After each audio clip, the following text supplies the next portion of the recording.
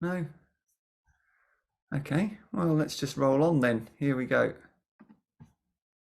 So, yeah, today's session, where I don't know if you had a chance to read the email or not, but we're looking at the the idea of appreciation and how we can transform our experience, short and long term, through this act of noticing what is good. And it comes from a psychologist and author called Rick Hanson, Rick Hanson. And he he's written lots of books, but one of them is about being hardwired for happiness. And he says that we're not hardwired for happiness, we're hardwired for survival. So a lot of us are kind of often put a pressure on ourselves or an expectation on ourselves to be happy all the time, when really it's going against the grain of hundreds of thousands of years of evolution, because the sort of earliest part of our brain is the one that is responsible for all our fight and flight reactions and that sort of stuff. So it's these early fear and danger warnings. So they are probably the most powerful emotions that we experience. So if we're putting an expectation on ourselves to be happy, yet we spend a lot of our time experiencing discomfort or threat or anxiety or danger in whatever form it takes, then there's this kind of inner conflict. And what Rick Hanson is saying is, if this is actually, this early part of the brain has been going for hundreds of thousands of years, but the more modern brain, the human part of the brain, is capable of making decisions, of sort of setting the intention to actually rewire some of these old habits. So we can really affect how our brain interprets reality by setting new pathways in the brain. It's called neuroplasticity. You've probably heard of it. And it's just how the brain is always adapting. But it's like learning any skill. A nice visualization for this is a track through a grassy field gets trodden and people follow that track, and all of a sudden the grass becomes bare and it becomes wider and deeper. And if we want to go a different way, then we have to start walking through the grass again. And at the start, it's just like a light footprint. But if we keep going that way and keep going over that same part, then eventually that becomes the path, and this one will grow over. So this is what we're doing with this idea. We're seeing if we can not push away our negative experiences or the difficulties, because we've learned in mindfulness that they hold lots of good stuff as well. They let us know things about ourselves. It's not about resisting or running away all the time. But equally, what we tend to do is push through positive experiences really quickly. And I can't remember. Yeah, I think it's something like negative experiences, he says, stick like Velcro, and positive experiences slip off like Teflon. Because of this hard wiring for negativity, this negativity bias, we are so tuned into what could go wrong. And then when we see it, at the end of the day, or when we meet with people, it's so much easier to relate to what's gone wrong. It's just a natural human thing. We go, oh yeah, I had this problem, that problem, We rarely go, oh, all this wonderful stuff has happened. There might be other reasons for that. We don't want to sound like we're gloating or big-headed and stuff, but generally that is the nature, is to sway towards the negativity. So, and what we also have going on is this tendency to expect the next moment to have what we need. I don't know if you've ever experienced it yourself, but you might be rushing through some task that you have to do to get to the next one. But then when we get to that one, we're rushing through that one to get to the next one. And it's like we never stop until we finally just get into bed and go, oh, we can stop now, permission to settle. And even then, sometimes it's still all going on. So what this is a kind of antidote to that striving brain. Because to really appreciate something, we have to stop and slow down and notice. And this is the heart of the mindfulness practice, really, is this noticing.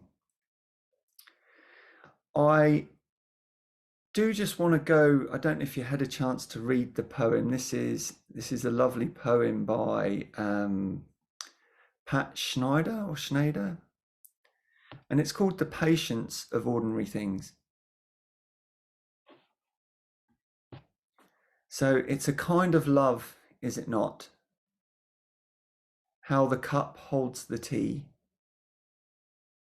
how the chair stands sturdy and foursquare, how the floor receives the bottoms of shoes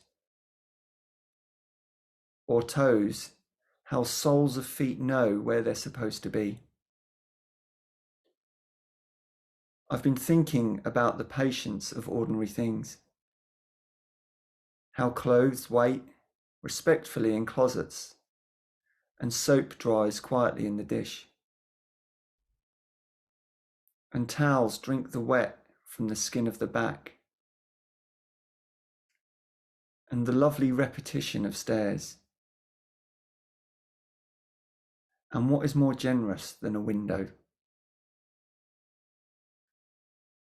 That's the patience of ordinary things.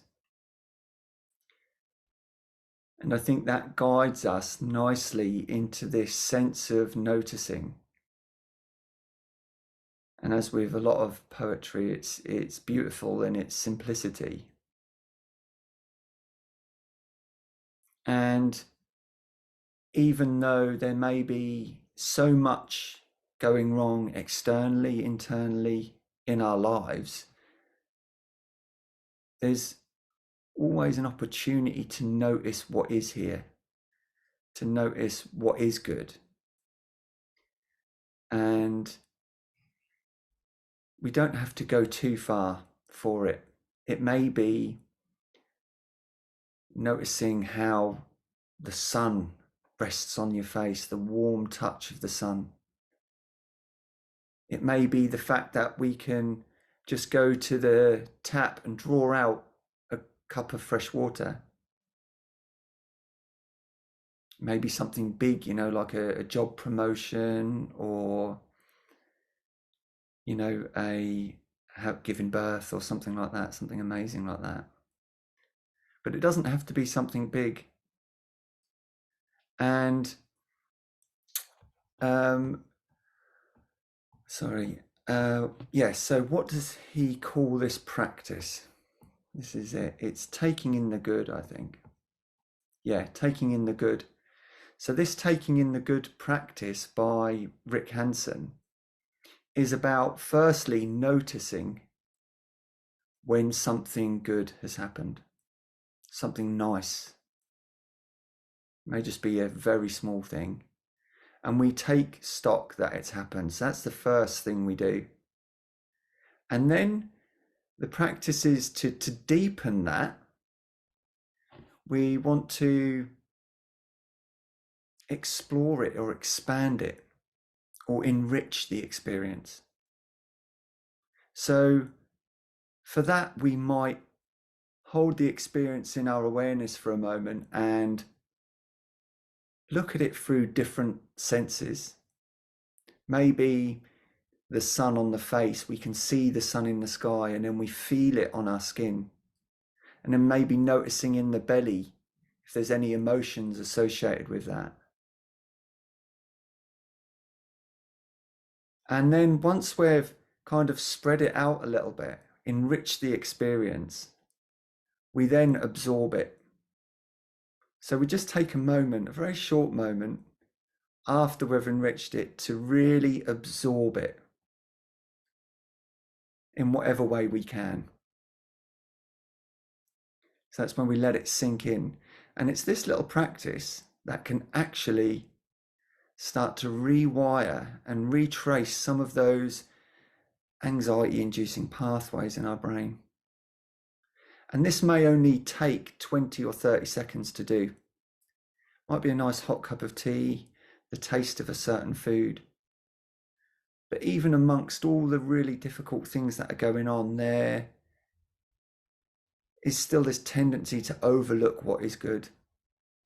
And it's not always going to be there and available. We may just not be able to see it. And this is where sometimes it's just we have to accept that our experience isn't giving us anything that we like. And we use our mindful acceptance just to forgive ourselves for being in that place and just allowing ourselves to feel whatever it is that that experience is giving us. So we're not crowbarring this in.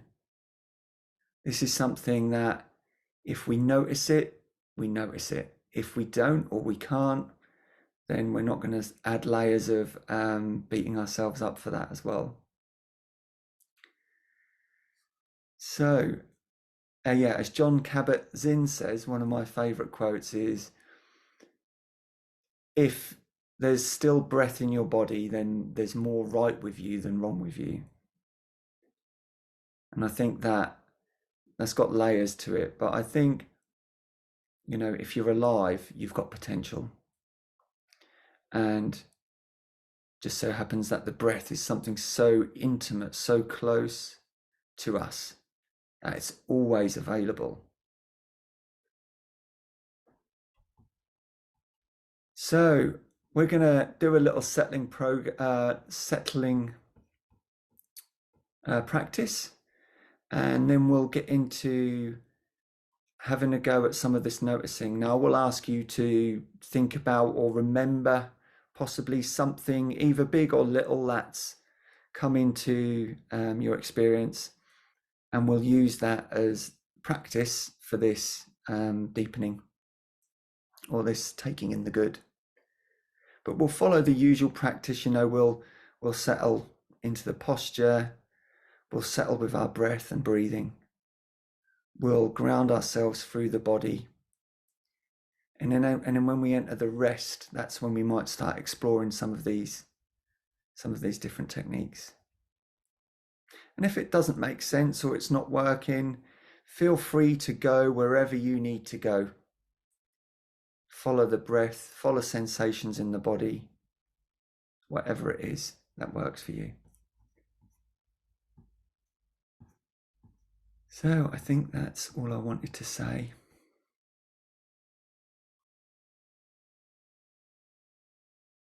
Yeah, just adding a little bit more that all this kind of negative stuff that goes on with us, when we recognize that it's just part of our programming, then we don't need to take it so personally. And that's really important, because I think we think everybody else is having a great time and we're the ones who are doing all the dirty work on the inside. So it's helpful to realize that, oh, actually, this is just something that's, you know, part of our nature.